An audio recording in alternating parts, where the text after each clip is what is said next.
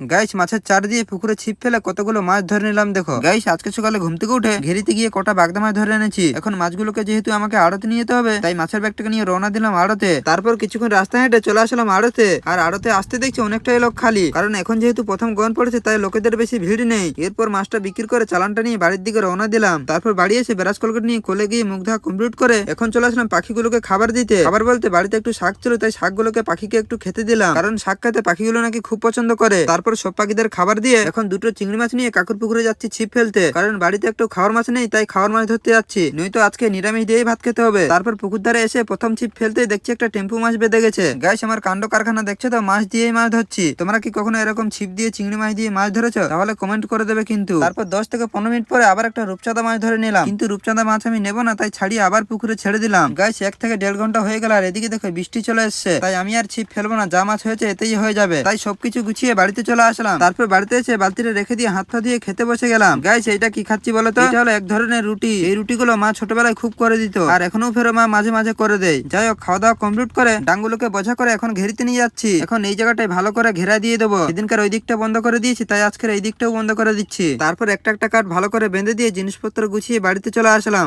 আর বাড়িতে আসতেই দেখো কত জোরে বৃষ্টি শুরু হয়ে গেছে। ভাগ্যিস তাড়াতাড়ি আসলাম বলে, নয়তো শুরু আসতে কিভাবে আসতাম তার ঠিক নেই। তারপর একটু বৃষ্টি কমতে নদীর ধারে এসে দেখছি একটা মাছের বোট আসছে। এরপর সামনে গিয়ে মাছের দাম জিজ্ঞাসা করতেই বললো কাতলা আর গ্লাস কাপের দাম কম, কিন্তু মাছগুলো অনেক ছোট, তাই ওখান থেকে বাড়িতে চলে আসলাম। দেন তারপর বাড়িতে এসে চান করে রেডি হয়ে ভাত খেতে বসে গেলাম। তো গাইস, আজকেকার ব্লগটা এই পর্যন্ত। আর ব্লগটা তোমাদের ভালো লাগে তাহলে একটা লাইক করে দিও। দেখাচ্ছে অন্য কোনো ব্লগ নিয়ে। Tata, by.